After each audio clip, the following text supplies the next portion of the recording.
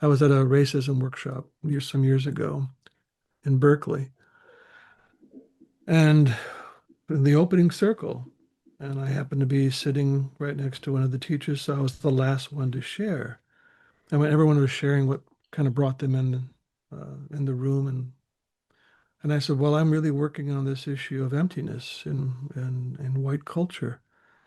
And a black man quite literally leapt out of his chair and pointed at me and said, that's it. Until your people start dealing with that issue, you're going to continue to steal from us every fucking day and kill us every fucking day. And I felt that was an imprint in my body of, I have a responsibility here to look at this and to do whatever I can to address it. So we're not continuously marauding and stealing and killing and, you know, depriving people of their right to be here.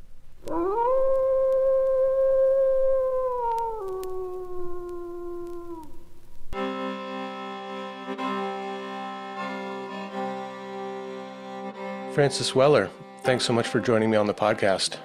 Pleasure to be here, Brian. Thanks for inviting me. Yeah, before we started recording, I was saying it feels to me like it's been a long time coming. You've always been someone who's been on my radar. And, we share someone in our kind of spiritual family tree is this guy, James Hillman, who's had a big effect on me. And I see as a kind of a spiritual ancestor or elder. His books are always around me. I feel like he's always kind of over my shoulder, reminding me to stay focused on soul and stick with the image and follow the symptoms and all of his different maxims. And one of the things that I've always appreciated about you is that you are continually referencing his work. And yeah, I appreciate that for a number of reasons. It keeps things soul-centered, but also you're not covering your tracks in terms of who's been an influence on you. And yeah, I appreciate that. Well, that's essential. I think I've shared this story a number of times, but many years ago, I think it was 1992, I had this dream where I'm sitting at a kitchen table with James Hillman, and we're talking about furniture refinishing or something, very esoteric, and he gets up and walks over to this closet and opens the door, and there's a chest of drawers, but the drawers are very narrow. And he opens every one and pulls out a piece of paper. And on them is the bibliography, starting with Jung and going back through Vico and Ficino and all the way down to Heraclides. And he looks at me and said, this is your family tree. Hmm. So that's my inheritance. That's my spiritual inheritance, my soul inheritance. And I honor my mentors and my teachers and my lineage every time I write or teach, because I am not creating something out of thin air. I am hopefully extending it, which is, I think, everyone's responsibility to take the teachings and amplify, as Jung would say. But yeah, they're with me all the time, um, you know, quite physically and certainly quite spiritually speaking. Mm. Yeah, one of the things he said that I've always appreciated was he said something like, "You've got to find out who's on your tree," and to Hmm. do that kind of archaeology of the soul, like who are the writers, teachers, thinkers who really speak to your soul. And I found that helpful for a number of reasons. First of all, it helps me feel connected to a lineage, at least some kind of like spiritual imaginal lineage. Hmm. But also it kind of helps narrow my focus. There's so many books out there, there's so many writers, people who have spoken about spirituality, soul, psychology, that it can be really overwhelming. And you can kind of feel like lost in all of these ideas. And to kind of like attune to who's really speaking to your soul helps to narrow things down for you. And I feel it gives me a sense of good limitation and grounding. Yeah, it's a form of concentration, right? We concentrate the image, the idea, the feeling, the story, uh, to the ones that really resonate with our own being. And I remember many times, not many times, a number of times in my life, trying to turn away from this out of my own wounds, out of my own desire for approval from older men, and it always turned to dust because it wasn't my family tree. I was trying to applicate something else on top of me that might get the approval of the culture, but it was not indigenous to my own soul. So I had to come back over and over again to what's claimed me, which is what I often talk about around depth, around grief, around symptom, around soul, around wound. That material has grabbed me and taken me, and I've been trying to be faithful to it for my entire adult life now. Mm. That's one of the things I wanted to ask you about because, um, of all the people who came out of that men's movement, I revere all of them as kind of spiritual elders. They all speak to me in different ways. But you're unique in that you've been a practicing psychotherapist since what, the early 80s, so over 40 years now. And I think Hmm. that sets you apart in a certain way because you've got this kind of on the ground, ongoing experience of what people are bringing to therapy, like what's troubling them. And you've remained steadfast in this dedication to a soul-oriented approach. You've probably seen, I don't know how many different trends come and go in the psychotherapy world, and yet you remain firmly rooted to soul. Um, Yeah, what, it's the only one that speaks to me. So, yeah. yeah. Well, at the same time, I'm finishing up a diploma course in counseling so that I can finally become registered in my home province here. And the amount of times that soul was mentioned in all of the reading that I've done, I can probably count on one hand. So in some Yeah. ways, things still haven't changed.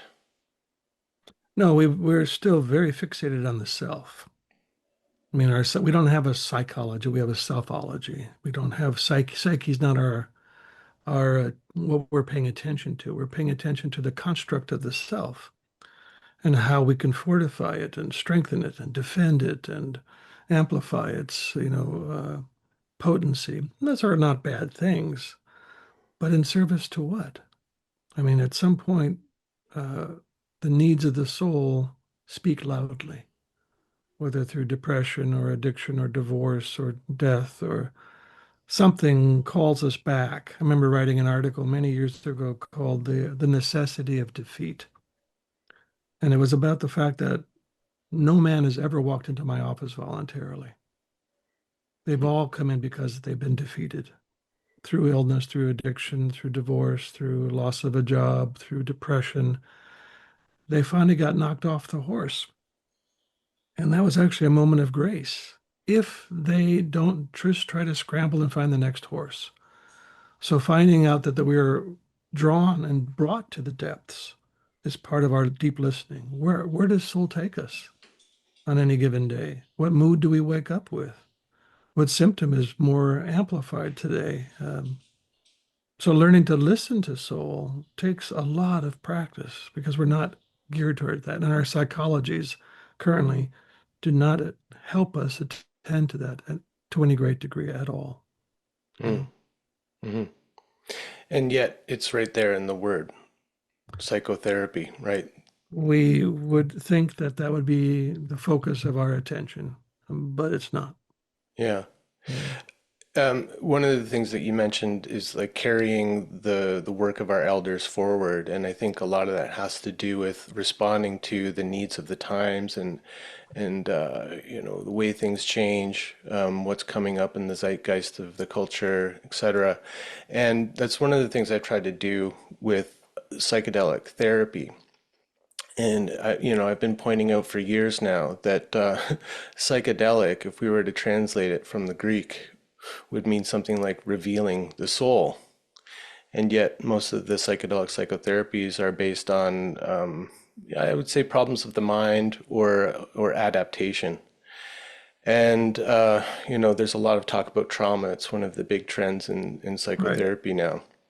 And I'm wondering, like, what would your soul-oriented view of trauma be if you could somehow define it or identify it? Yeah. That's a wonderful question, and there's so many ways we could approach it. But I'll just simply say that to me, trauma is could be defined as a rough initiation. It's an uncontained encounter with death. So traditional initiations are what I would call a contained encounter with death, with the elders, the rituals, the community, the land, the ancestors, everything aligning to support this person moving to a different stage of their being. Trauma does the same thing, but without the containment, where there's a breakdown, or whereas in initiation, there's a breakthrough, hopefully. But initiate or rough initiations break us down into a singular, almost isolated identity. So my work with trauma has been to try to restitch the cloak of belonging, because what trauma does is it rips you out of a felt sense of intimacy with the world. You feel severed from the world, isolated, and broken down into more of a survival strategic life. How do I not get further killed, basically?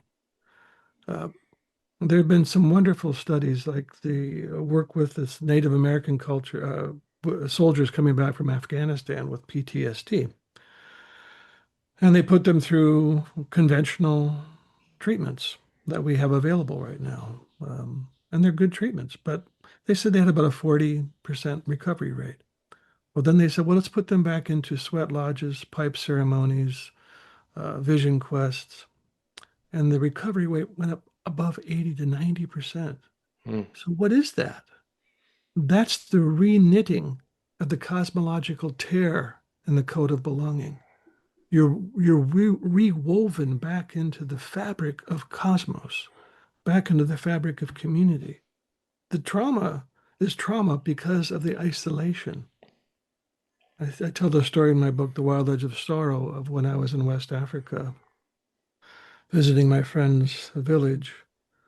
Uh, there was a young woman there with a burn scar across her face. And I noticed her because she was so ebullient. She was just filled with joy Hmm. and so open-hearted and connecting. And so I asked my friend what happened to her, and he said, "Oh, it was terrible. One day her mother threw boiling water on her in a fit of rage." I said, "Well, what happened?" He said, "Well, the entire village got around this young woman and said, this had nothing to do with you. You are beautiful. You are ours. You are loved." So what could have been a trauma was reduced in scope to a grief. So pain itself is not traumatic. Unwitnessed pain is traumatic. Hmm. What traditional communities did is witness the pain. They can't take the pain away. We couldn't take that wounding away from her. But because of the witnessing and the holding in ritual space, the pain remained superficial. It didn't penetrate to her soul and become part of her story about worthlessness or somehow deserving or not being good enough to be loved. All the ways that we've internalized our traumas as commentaries. But when the community's around and the ritual can be provided, it can mitigate so much of the trauma. And I believe that's, in a sense, part of the intention of psychedelics is to return to a sacred context, to try to, through the substance, reconstitute what traditionally was done communally. You Hmm. know, I've done, many continuing education classes because of my, keeping my license active. And Rick Hanson's been someone I've spent time with. Rick is the author of Buddha's Brain and Resilience and quite a few, looking at the neurobiology, the neuropsychology of trauma and healing. And they're wonderful ideas and practices. But as I'm sitting in that class, I'm recognizing the fact that these are all very introverted individual approaches, Hmm. and we need those. But the original context for addressing the encounters with suffering, trauma, wounds was communal. That the community responded to that and was really the kind of the insulation against it becoming interiorized as trauma. Hmm. So but that's a lot of what I've been trying to do in my work is to try to re-energize, reimagine the original matrix of healing, which has always been communal. It's Hmm. never been private as we've done. You go to private practice to see somebody, Yeah. right? And there's a value in that privacy, Hmm. in that alchemy of, holding that space. But I tell almost everybody I work with that this is a good place to learn how to tolerate contact with grief, with fear, with shame, with contact, with connection, with intimacy. But at some point, you'll need a much larger holding space because your psyche's anticipating that. That's what we were shaped by over 300,000 years, was to expect that kind of holding space to materialize. Hmm. And for the most part, that has not happened in white Western society. That has Yeah. been almost completely abandoned. And It's so we're hard to left to find. fend for ourselves, and that's why we focus more on the self than on the soul, because the self is the one that tries to mediate presence in the world, you know, trying to get approval, trying to be liked, trying to fit in. What was once a felt expectation of acceptance and belonging has turned into a project where we try to shape a self that is at least provisionally allowed to be in the community. Hmm. And we've got it completely reversed. That's Hmm. we spend a lifetime trying to shape a self that's approvable. Hmm.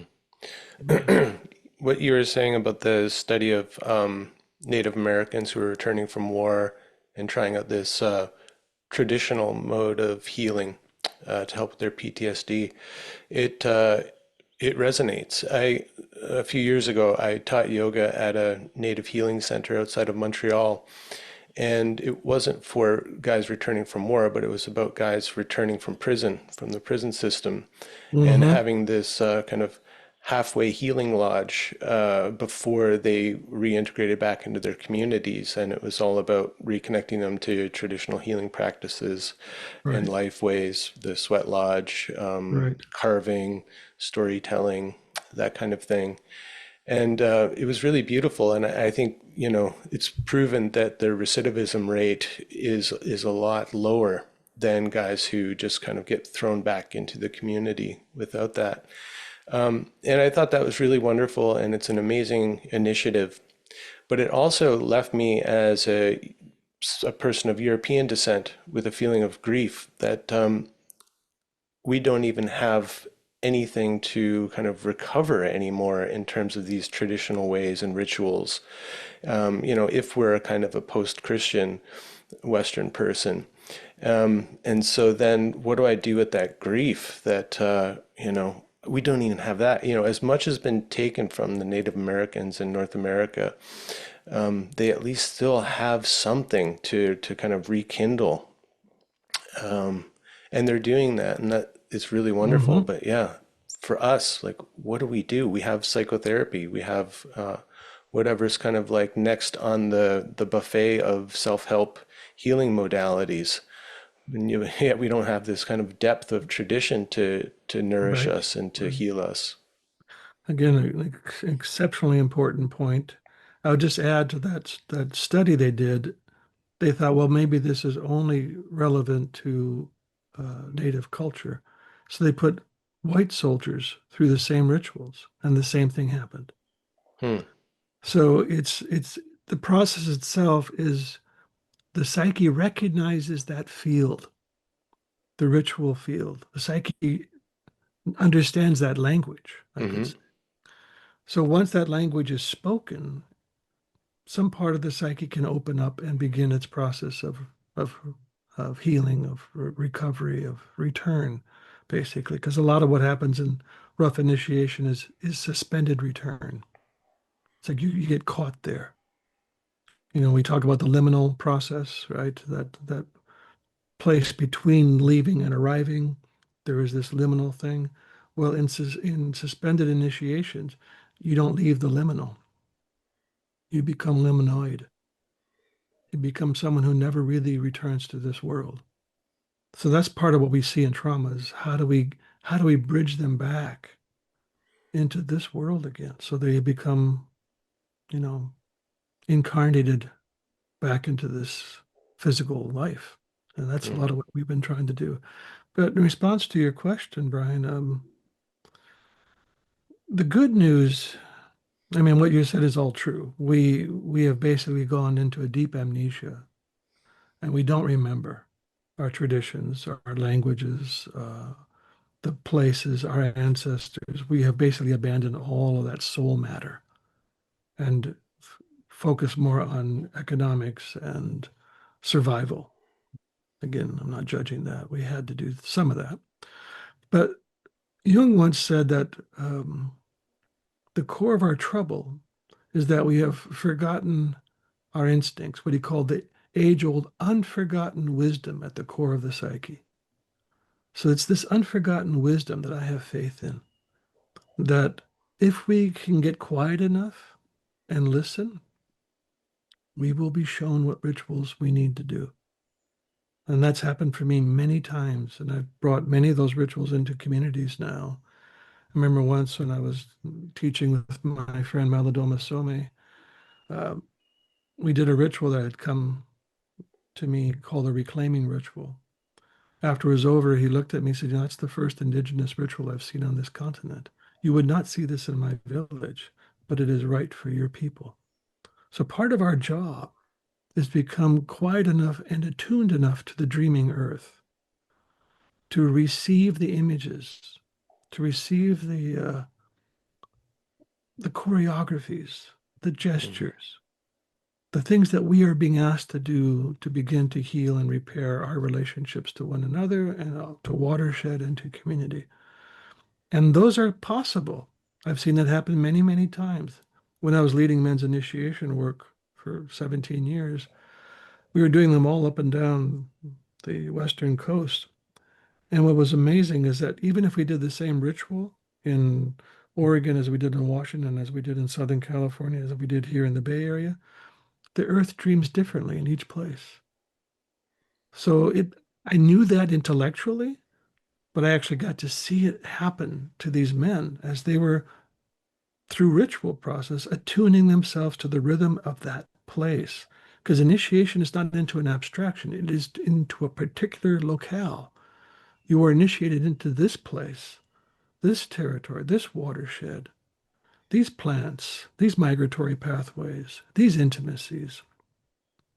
So that's the deeper impulse of initiation, is to align psyche and place, psyche and soil, we could say, so that our faithfulness is to that larger and increasing sense of identity. I am this place. This place is me.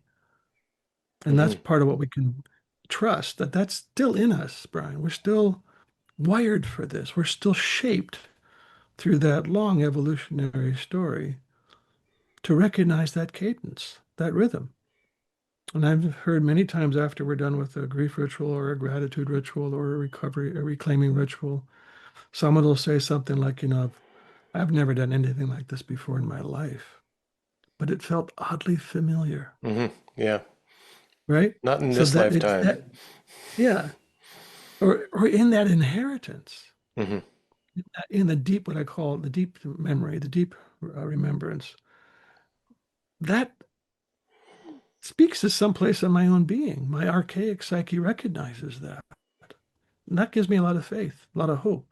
Mm-hmm. There's this wonderful idea out of the Inuit people called Kartsaluni. Have you heard that term? Mm. Not ringing a Kartsaluni. bell. Mm-hmm. It translates, I think, quite literally into sitting quietly together in the darkness, waiting expectantly for something creative to burst forth. Yeah. And that's kind of where we are right now. And these are the whalers, the ones who go out hunting whales. They can't go out to hunt until one of them receives a song from the whale people. So they have to get exceedingly quiet and sit for however long it takes in full darkness until someone picks up the song gifted to them by the whale people. Then they can go out and hunt. Mm-hmm. That's kind of where we are right now in what I call the long dark. We need to get really quiet and sit together in that darkness and wait to hear what rituals we need to do, what songs need to be sung, what gestures need to be made. How do we take our young ones into a meaningful adulthood Hmm. again? All of the unanswered questions that come with amnesia. We have to get quiet again enough to listen and hear what might be dreamt back into us to generate living culture.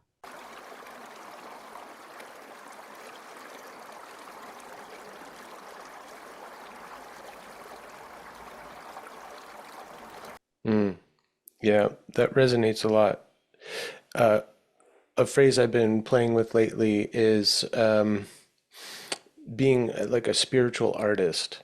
So, which speaks to the kind of creativity that's needed to find rituals that are appropriate to I'll speak for myself, to me in this time and this place, that aren't merely appropriating from another Right, culture, but are right. coming from that deeper stream of spirit.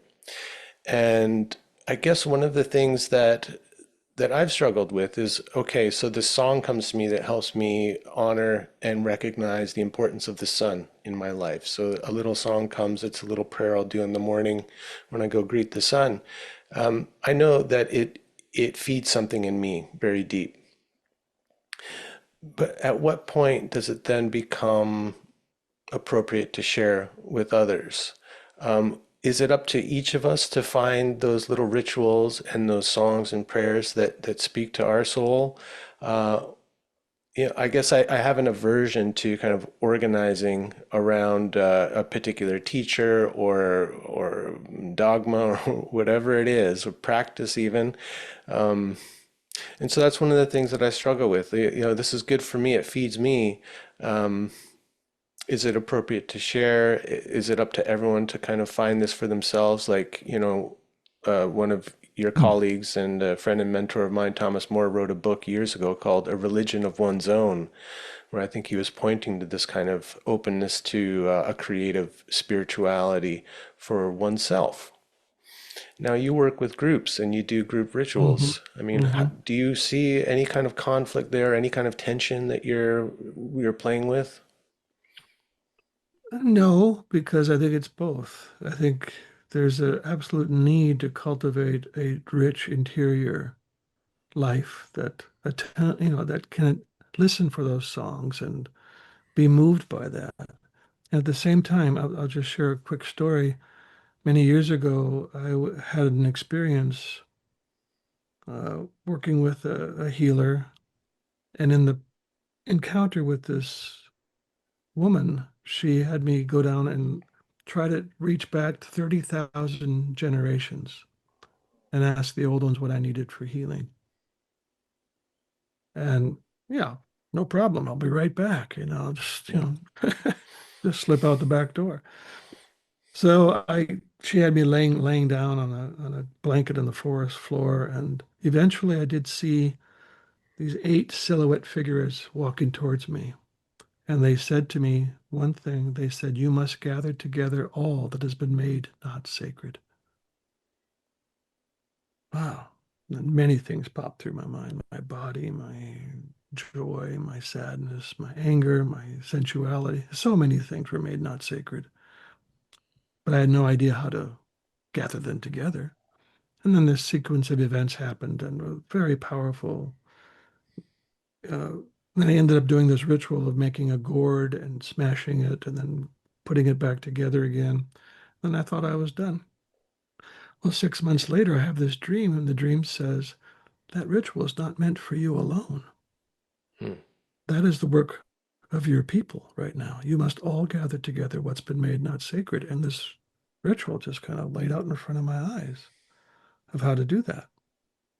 And we've done it now many times in many different contexts. And it speaks directly to our crisis right now of having lost so much of our essential wholeness. And what I loved about the ritual was the inner teaching of the ritual was that we don't have the shamans anymore. Um, the community is now the shaman. And every piece brought back by somebody in the community is accessible to everybody else in the village. So it's a communal soul retrieval. Mm-hmm. And that's gorgeous. That's gorgeous, you know? So, Mm-hmm. in answer to your question, you have to listen. I mean, I thought I was done with that ritual. I thought that was for me. Clearly not. Mm-hmm. It was clearly meant for the community. So your song, ask the song, do you want to be shared? Or is this between you and I? Is this an intimacy between you and me? I mean, if we're really Mm-hmm. taking that animistic point of view, the song itself is alive. It's its own being. Right. So you can talk to it and just say, I have this thought that I might want to share you with others. How do you feel about that? Mm-hmm. See what happens, Yeah. you know? Yeah. I like that. Um, one of my favorite phrases that I got from Martin Prechtel was his idea of the indigenous soul. And he really draws that out in a great interview in the Sun magazine from many years ago. Mm-hmm. And Mm-hmm. it's been one of those things that's really stuck with me over the years. Just the idea that we have an indigenous soul that remembers and that carries wisdom from our ancestors. Now, what I find is that there's a lot of people of European descent living on Turtle Island who carry so much shame and guilt about what the, whether it was people directly related to them, but people that look like us, what they did to the people who are already here on this land, that they can't even, the shame is so great that they can't even open themselves up to the idea, the notion that they have an indigenous soul and that it's possible for someone to become indigenous to a place. What's been your experience of that? Like shame as a block to finding these deeper roots? Well, there's an appropriateness to some shame, and then there's the crippling that shame can do. We, if we can approach it as an adult, the shame tells us about humility. It tells us about becoming, practicing restraint and listening and not knowing. So shame can be an instructor if the adult is carrying it. Shame carried in a wounded adolescent or a child part of us is debilitating, and it causes us to collapse into the smallest aperture of life. And consequently, there's no possibility of repair to any relationship, whether it's with ourselves or with our community or with, other cultures. I follow a lot of what, like Jeanette Armstrong, the Okanagan elder, um, up in your area, talks about that it's important for all of us to become indigenous. That's our job. Hmm. Otherwise, we'll keep stealing. We'll keep, appropriating other cultures' rituals. Because in a sense, what we're saying is that we're empty. And part of our first job to repair our relationships to other cultures is to grieve our own emptiness. We have to be willing to weep into that hole and Hmm. just feel how bereft we have become. I have a piece I'm working on called At the Heart of All Our Sorrows, an excursion into emptiness. And it's looking at how the consequences of everything that we've done, whether it's capitalism, colonialism, racism, have their roots in this feeling of emptiness. What sane person or culture would create an ideology of capitalism, of consumption of the property for individual benefit when the rest of the community and the environments are screwed? Hmm. There's no sanity to this. That's what the native cultures here often call wetiko, that Yeah. cannibalistic psychosis, that we'll eat ourselves out of life Hmm.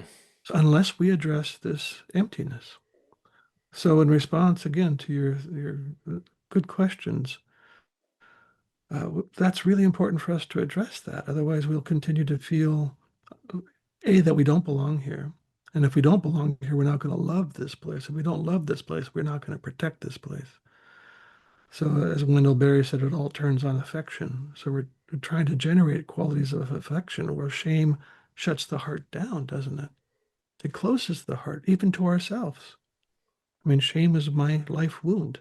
So I know all about closing my heart to myself and what it took to reopen it and to return back into the web. I have no idea if I responded directly to your question, but It's okay. I like indirect answers, or wonderings out loud. mhm. Um, Grieve our emptiness. I mean, that really speaks to me. Oh yes. There's something about, yeah, when you're talking about shame, how it can either collapse us or make us more humble. And in order for it not to collapse us, we have to feel the shame as an adult or respond to it as an adult. Um, what does it mean to be a true adult in this day and age? Because I think like the expectations have changed over the decades, right? And what it means to be an adult in the culture now is different what it used to mean. But on the deeper level, there is something like an archetypal adult human, maybe something like that. Is that what you're pointing toward? Yeah, I mean, my mentor Bob Stein talked frequently about how the soul has a simultaneous need for sovereignty and freedom. So I think that's a kind of a good way of saying an adult knows how to cultivate a rich and robust interior life, works with imagination, connects to the imaginal, knows their internal world, their wounds, sees their wounds not as commentaries, but as gateways into medicine. That's an adult. The other part of that is community, sovereignty and community, sovereignty and intimacy. That we know that we, as Jung would say, the soul cannot exist without its other side, which is always found in a you. So we're also simultaneously communal. I like that one of his ideas that said, Jung's ideas, that if you go down deep enough into psyche, at root, at base, we're simply carbon. In other words, Hmm. we are world. So I'm as much world as I am self. I'm as much communal as I am individual. Hmm. And what an adult lives is in that beautiful, exquisite helix tension between times of sovereignty and solitude and times of intimacy and connection. And an adult knows how to walk with those two tensions on an ongoing basis. In the work in sovereignty is the place where we can separate enough from the wound in order to turn toward the wound and hold it. Only the adult can do that. Jung also mentioned that we can't heal what we can't separate from. So part of the practice of an adult is learning how to separate from the wound, from the stories around the wound, and in that separation find a deeper root, which would be called soul. So the adult is also attuned to soul, to Hmm. that eternal presence, to that rich archetypal ground that reminds him, us, all of us, uh, of that deeper inheritance. Yeah. Hmm. Some other qualities when I think about what it means to be an adult and maybe someday an elder is not just an accepting of limitations, but actually like a valuing of limitations.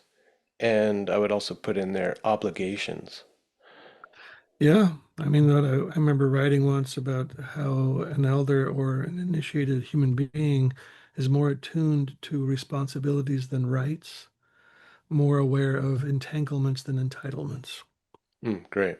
So that's again that same thought that you were just sharing, Brian, is that the adult is aware of our entanglements, that our life is not a singular cell separated from all other singular cells, that we are constantly entangled with air and light and color and breath and sound and the actual living world. Uh, so we return to that in the adult presence. Yeah, well Hmm. said. Yeah, and you could maybe then extrapolate to say that a society that had elders or the revered elders would never abide something like predatory capitalism and individualism. No, again, we're back to the symptoms of emptiness. I mean, why would we even create predatory capitalism or predatory sexualities or predatory countries, going in and stealing whatever we want because it would benefit our bottom line? We're right back into the territory of emptiness and how central that is to our spiritual responsibilities. I was at a racism workshop some years ago in Berkeley, and in the opening circle, and I happened to be sitting right next to one of the teachers, so I was the last one to share. And when everyone was sharing what kind of brought them in the room, and I said, "Well, I'm really working on this issue of emptiness in white culture." And a black man quite literally leapt out of his chair and pointed at me and said, "That's it. Until your people start dealing with that issue, you're going to continue to steal from us every fucking day and kill us every fucking day." And I felt that was an imprint in my body of, I have a responsibility here to look at this and to do whatever I can to address it. So we're not continuously marauding and stealing and killing and, you know, depriving people of their right to be here and to Right, and exist without denigrating. fear. Yeah, yeah. Hmm. Yeah, I guess, the word emptiness to me, I have it's a complicated word because on one hand, I think emptiness is a kind of a good quality, like something good to cultivate in terms of like deconditioning yourself. Frank Foolscrow had this kind of life philosophy of the hollow bone, and he saw his work as a medicine man was to first empty himself out so that he could be an instrument for the spirit. So I think in some ways, like we need maybe more emptiness as so-called white people. Like we need to flush out some of these colonial ideas that still are working, I think, on the deep level of the psyche for a lot of people, like out of awareness, they know that they don't, it's not right to be racist or to be oppressive and all these things. But what I see when I see how people are functioning in the culture is it's still a kind of covert colonial mindset at work, even in the people who are trying to help minorities. So on one hand, I think more emptiness is called for, but I know what you're talking about. Like there's something about like a kind of cultural poverty or a soul loss is maybe the way that I'd Hmm. put it. Yeah, yeah, yeah. No, I think you're right. I mean, but what you're talking about is a rather mature move, is to empty out and to let go of. And I think that's partly what's happening collectively right now is this is what I call the long dark. We are entering into an alchemical language, into the Negredo. It's a time of descent into darkness. And it's in that place of not knowing that a lot of the old structures, because Negredo is known as the subtle dissolver.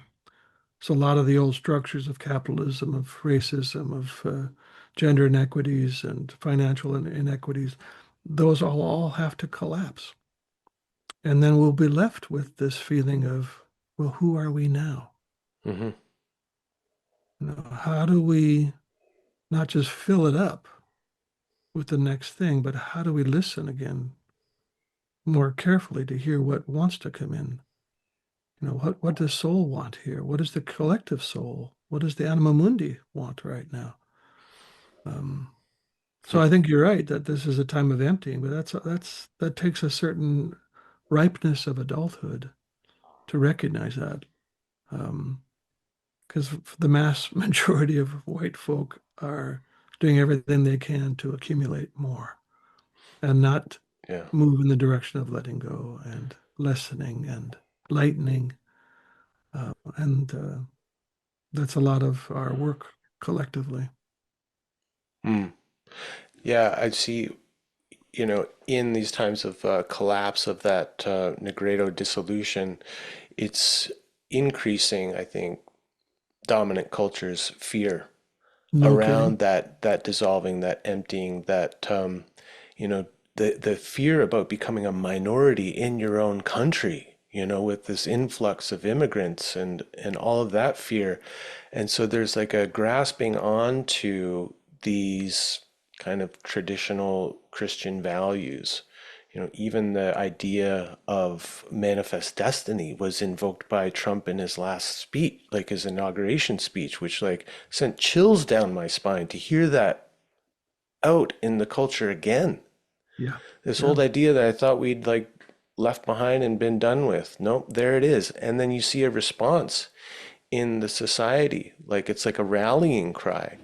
Hmm. And I mean, is this the last gasp of a dying culture, or We hope. we hope, yeah, We don't know. hope I for mean, an ending. that's the thing about the long dark is that we're probably talking at least two generations Yeah. before we possibly see the end outside of this story. So it isn't just about 4 years with this guy. It's really about, 50 years of working this material. God, I was going to say something. Hmm. It just popped out. Oh, we'll see if it comes back. Well, there's something about like that longer timeline, like multi-generational thing. And I think like those of us who are trying to be adults and maybe someday elders in this culture is we got to be thinking about that long game. Like we got to think that what I'm working for now, I'm not going to see the Mm-mm. fruits of in my lifetime. But No, maybe I can like plant the seeds, cultivate something in the soil of the culture that then the next generations can like see bearing fruit. that's absolutely it. I mean, I know I'm not going to see the end of the long dark, but I can do things now, and I am trying to do things now that the young ones, the next generations, will have some better footing, underneath them that they can call upon, that they can work with, rather than trying to scratch it out of dirt, which a lot of us have been doing, just trying to. I mean, how do you sew together a cloth that's been so tattered and torn that we don't even recognize the pattern in the cloth? Right. I mean, that's how still I think and quiet we have to get. And each of us, I remember giving a talk up in Victoria some years ago, and a young woman asked, "So what's the answer? I mean, what do we do? How do we fix this?" And I said, "There is no answer, but there is a response, and every single one of us must decipher the response we're being asked to make." As Jung said, we're all make weights in what's happening right now. We don't know what benefit or what blessing can come out of what we do, like those seeds you're talking about. But it's absolutely essential that we do it, that we Hmm. put the seeds in the ground, that we try to offer some vision, a dream. When I was doing the Man of Spirit work, when we began that project, we put forward a 200-year vision Mm. that maybe the young man standing here, right up this road, will stand here knowing from the start that they're part of an intact, living community, that the salmon are running, the green world is still lush and flowing, that they want to know what medicines they are bringing home, that they'll know that maybe in 200 years that will be the truth. So, right now, how do we begin that long arc? You know, Yeah. and that's the work that we've been trying to do is to create a continuum of imagination and creativity that allows those ones still waiting to arrive here to have a little smoother road to walk. Mm. I've been having this ongoing conversation with a Ponca poet and writer, um, and he's a Gen Xer like me, and we're kind of left with this like, what's our responsibility as a generation? This kind of like forgotten generation of slackers where there was like very low expectations for what we'd accomplish in the world and all this. And we're wrestling with like, well, we have something to offer here, and what is it? And we landed on this image that I think he put beautifully when he said, maybe one of our roles is to leave breadcrumbs of beauty for those who follow. if maybe that's all we can really do. Like, so a generation down the road or two generations down the road, someone won't be looked at strangely if they talk about their soul, Right. you Right. know, where it'll just be like back in our kind of cultural mind that we have souls and the souls need tending to and the souls can be wounded, et cetera, and that psychotherapy will actually be about tending to the soul, not just kind of changing your mindset. Yeah, that's right on. I mean, beauty. I was talking to Miguel Rivera, one of the teachers at the Minnesota Men's Conference. You might know of Miguel. Hmm. And he was sharing just how many suicides he's been having to deal with down in the LA area. And it, begin thinking, so what is it that allures these young ones into life? I mean, without beauty, what is it that draws you into life? So I like this idea of breadcrumbs of beauty, because those are the things that still stir the soul and quicken the heart and make us fall in love. We Hmm. fall in love. Beauty precedes love in the old Greek ideology. It's through the arrival, the epiphanies of beauty, that the heart is stirred and aroused into affection. So if we're no longer attending or creating or noticing the beauty around us, we're in deep trouble. Yeah. And love precedes care or Yeah, stewardship. yeah, yeah, absolutely. Yeah. Absolutely. Hmm. Yeah, I once took one of Hillman's old talks and put it up on YouTube, and I titled it "Only Beauty Can Save the World," because he was getting to that point that Yeah, we've been yeah, so anesthetized that our aesthetic response to the world has been so numbed that right. we don't even recognize beauty when it's right in front of us, and that we have to begin there. Otherwise, any attempt to preserve is going to be it's going to be coming from a different place. Yeah, moralisms. I Right. should, but not out of affection. I mean, I like bringing that word anesthesia because there it means without beauty and aesthetic. There's without aesthesis was that Greek word again of being touched by beauty so much that it draws your breath. You know, that kind of moment is what we need, just to feel alive, to feel kinship. And yeah, we need more beauty. Yeah, Never talked about in psychology. I know, right.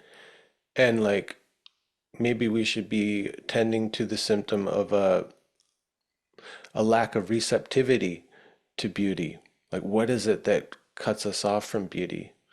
Um, and whenever I'm looking at a symptom, I'm always thinking like, what is it making me do that is harmful or destructive?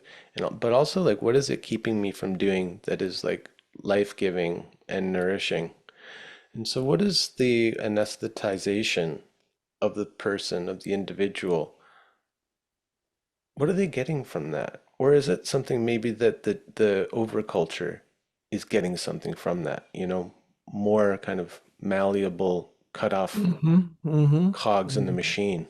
Yeah, you get very docile, domesticated, people who are more adapted towards consumption and conscription than to aliveness.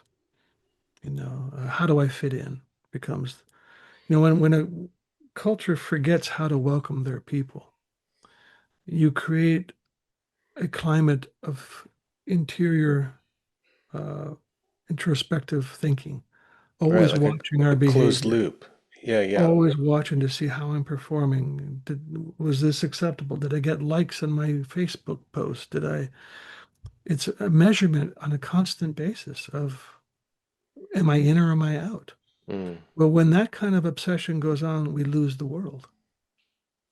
So it's not that the world's beauty is faded, but our attention to the world is faded by that interior scrutiny constantly. Psyche is now firmly established in psychology as an interior project. yeah. Well, Whereas the, it's only defined as mind.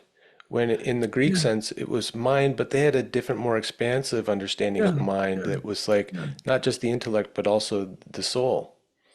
right.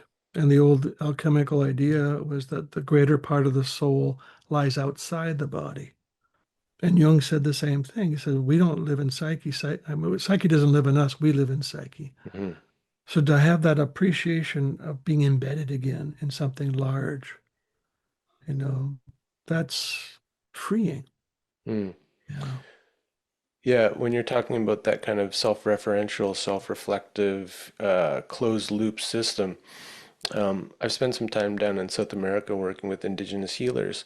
And as a practitioner up here in the north, I was always curious, like, what they thought of all of these gringos coming down to drink ayahuasca, to undergo these healing rituals. And so I'd ask them questions like, well, what do you think is like the biggest problem with us gringos and things like that? And the answers I got were really interesting. So I asked one healer, Juan Flores, what his view of trauma was. Like when us gringos come down and we talk about healing our trauma, what's his conception of what we're talking about? And he made this kind of cyclical motion with his hand around his head, saying it's like you're just caught in your head in these thought loops, and you just keep going over the same event over and over and over again. And he said that's the trauma, not the thing that happened, which might have Right. caused a shock or they call it a susto to the system, Right. which Yeah. disrupts like the energy flow of the system, and that's what they work to kind of heal to get the person back to equilibrium. But he said what he calls trauma, what he sees with these gringos is that kind of that thought loop, that rumination, that going over the same thing. And I was reminded of Hillman saying that, child, it's not so much what happened in our childhood, it's the way that we remember it and keep Yeah. re-traumatizing ourselves through Mm-hmm. that way of Mm-hmm. remembering. Yeah, it's like I was saying about the rough initiation that we don't leave it because there's been no return. So we're left kind of regurgitating the same stories, the same material.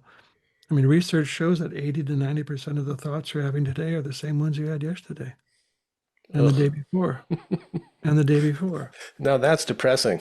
Yeah, that's what I like about, living more according to soul because soul's dreaming constantly of it's a constant revelation, Yeah, it's you a know. constant refreshment. Yeah, Yeah, yeah. yeah.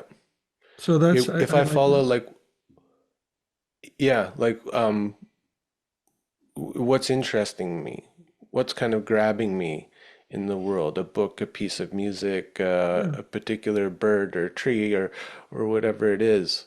There's that, so if the receptivity there is there, then there's this openness to the world. And the nature of the world is that it's always changing.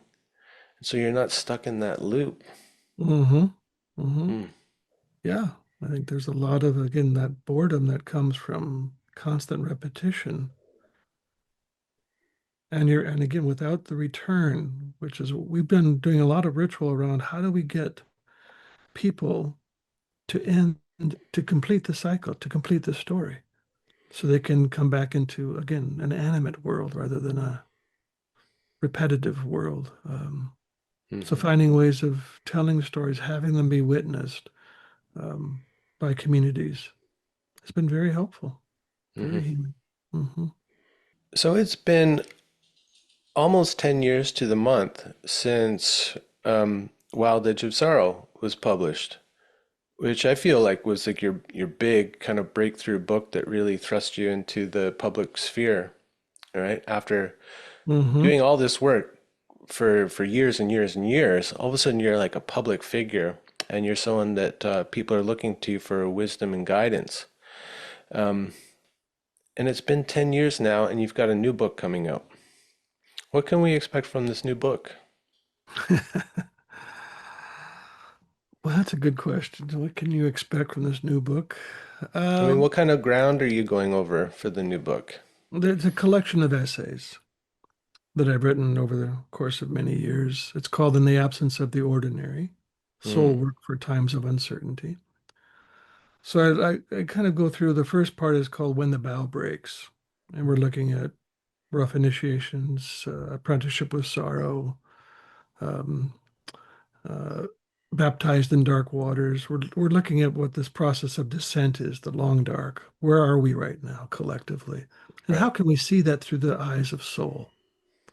So that's what the whole thing is. The whole book is an attempt to try to contextualize what's happening for us from soul's perspective, as if I fully know that, but I'm taking a shot at a few ideas.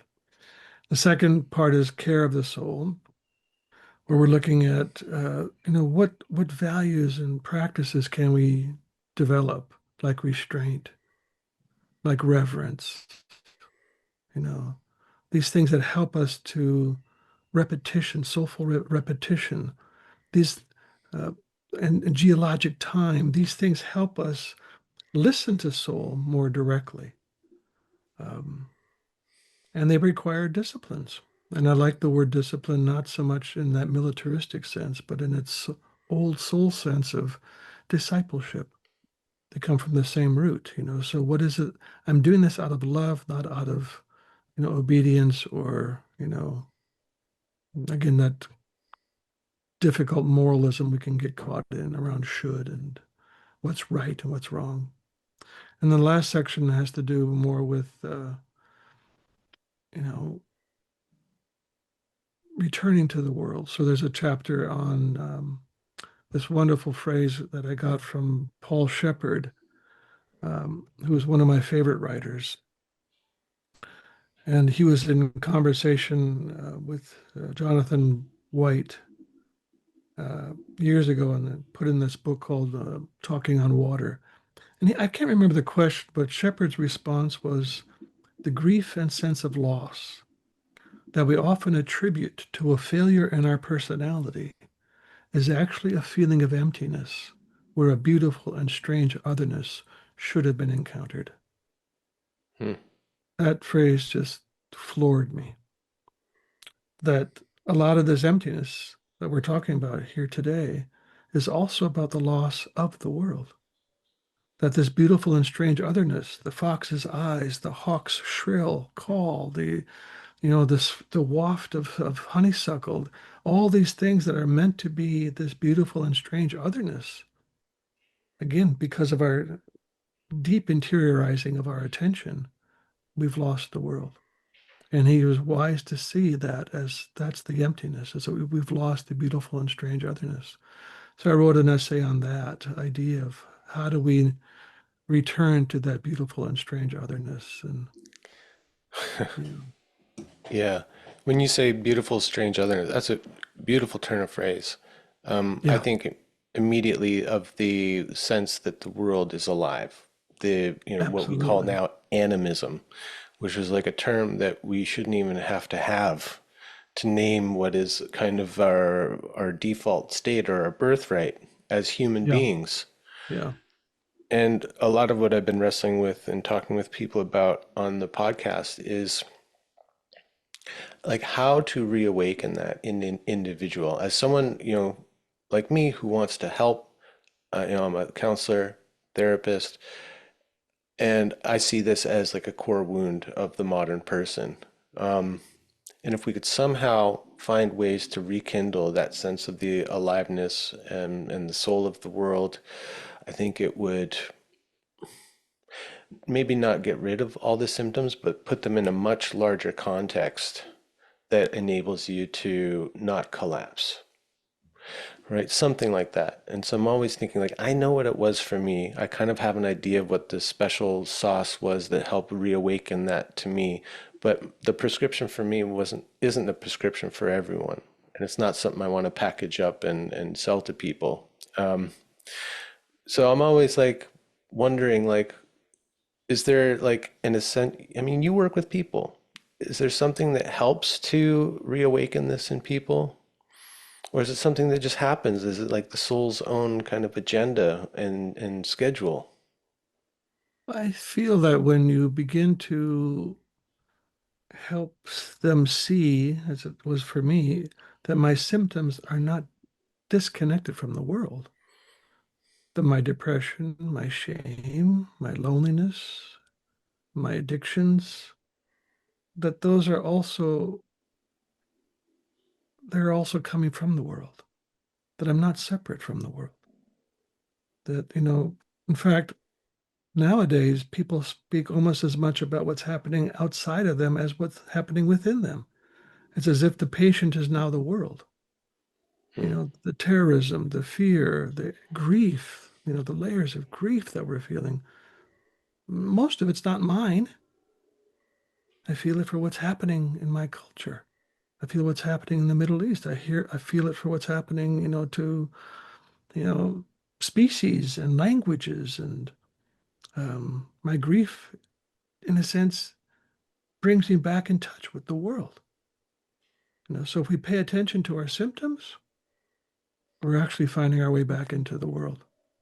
Hmm. You know, If we have a particular perspective on the symptom and what it means and what to do with it, how to respond to it, right? yeah, Like yeah, there's an asterisk in there because the typical way of dealing with symptoms is, well, how do I get rid of them? right, What pill do I need? What yeah, therapy no do I doubt. need to get rid of this? Yeah, no doubt. That's the generalized plan is riddance. But what I'm saying and what you're, I'm sure, attuned to is listening to the symptom, Hmm. treating it as if it's intentional and intelligible, that there's something meaningful within the symptom itself. We did years ago when I was teaching with Malidoma, we did a program called Into the Heart of Healing. And one day we were doing an exercise of tracking symptoms. So everyone kind of identified a symptom they were dealing with. And one woman said irritation. I'm irritated all the time. Irritate, that's a valid response. Yeah. So That's not a symptom of so anything. we wrote about it, we danced it, we worked it in small groups. And at the end of the day, everyone shared what they discovered in terms of the symptoms' deeper soul meaning. And she said, what I discovered when I went all the way down this thread is that when I'm irritated, something sacred is being dishonored. Hmm. Now, see, that gives nobility to something as, trivial as irritation. So if we follow the symptom as if soul is speaking through the symptom, we could be led to quite a different ground about what's actually being asked of us here. It's not just to, stop being irritated. Come on, think positively. It's like, oh my God, something sacred is being dishonored. Hmm. Whether it's our home, whether it's our community, whatever it is. Right, or a personal boundary or Yeah, yeah, yeah. a denied Some, request or yeah, right, agreement that was right, broken. right. Yeah, Hmm. self-abandonment. I mean, these things are there not randomly, but purposefully. And we have to listen to the symptom again right now because the earth is speaking through its symptoms. Places of death and deforestation and everything that's happening is symptomatic, and we can attune to this to the soul of the world through her symptoms. So Hmm. we return through affliction. And as we were talking about just before, beauty is such a critical element. So if I would put my medicine kit together for that question, friendship, imagination, remembering our deep time inheritance, um, turning towards the suffering, rest, patience, beauty. Um, and these are all in one of the closing chapters of the new book. And that essay is called Medicine for the Long Dark. Mm. And as I was Nice. working on that essay, I realized that it's not just that we need medicine for the long dark, but we also bring medicine to the long dark. Yeah. And then surprisingly, I found there's medicine in the long dark. Hmm. So we are not bereft going into this chaotic, uncertain time. We have what we need, but again, that's the adult's awareness to recognize that those medicines are there and that you are a carrier of medicine and that you are needed. This is not a time to pack up and go, Run hide. away. Yeah. This is really, but it also doesn't mean frantic, frenetic activity. Hmm. It might mean getting quiet, Right. carte Not solution, scrambling for the quick fix. and not assuming that the mind will figure this out. Yeah. The mind got us into this. And so Yeah. we're going to have to rely upon a different territory, like soul, Hmm. and imagination, to begin to help us find our way back into a semblance of knowing how to live here. We said something earlier this hour um, about indigenous cultures, and we just saw an incredible movie called The Eternal Song. Oh yeah, I bought it yesterday. I'm gonna watch it tonight. Yeah, it's really hard to watch because they basically are telling the story of 500 years of colonization, and but what you come away with also is the feeling of, that eternal song didn't die. Right. It didn't die. And we're pretty shocked right now as white folk about what's happening around, the loss of rights and all of these things that are happening. Well, shit, these cultures have been dealing with that for 500 years. They've been in the long dark for 500 years. And black cultures have been in it for 400 years since slavery began. So how did they do it? Hmm. So in a sense, they are the teachers right now. Yep. How do you not lose that continuity of imagination and that adherence to the sacred and to beauty and to ritual? Somehow they did it, Yep. and so they are really very important teachers for us right now as we engage the long dark, you Yeah. know. And that, yeah, that's why this, for me, this connecting to a European spiritual lineage has been so important because, because with what's happened with Native Americans, with African Americans, that's all pretty fresh, right? So they're not so far away from the traditional healing songs and rituals and all of that, right? The vestiges are still there. Now, for us, it's a different story. It's like a 2,000-year separation from these earth-based wisdom ways. But we can find that sacred stream if we go back through the spiritual lineage. And, there's people like Ficino in the Renaissance, Mm-hmm. kind of a a covert pagan in a very Christian world, but still honoring the natural forces and coming up with creative practices to engage with the soul of the world, with the anima mundi, Mm-hmm. Mm-hmm. so you can find like these touch points throughout our own history as kind of displaced European people, like you know so that I think that's coming back to where we began, honoring that spiritual lineage, finding out like what tree you're on. So not only like personally what tree you're on, but also maybe culturally what tree Mm-hmm. you're on, and try to find your way back to some root system. Absolutely. Absolutely. We all come from intact indigenous people if we go deep enough into our lineage. And so we inherit that somehow. And like I say, when we're around the cadence of that energy field, some part of our body sings. Yeah. We know it, we feel it, and it feels right. Yeah. Hmm. Well, this has been great. Um, I really enjoy speaking with you. Like, I think we speak the same language, and I'm glad that you're in the mix and that you're still doing new work and responding to what's going on, at least from your perspective. And I look forward to the new book. It sounds right up my alley. I love the image of a medicine bag and figuring out like what's in your medicine bag, not only just what medicine you need, but also the medicine you offer the world. Right, Yeah, right. great. Yeah. Well, thanks for having me, Brian. I enjoyed our conversation very much.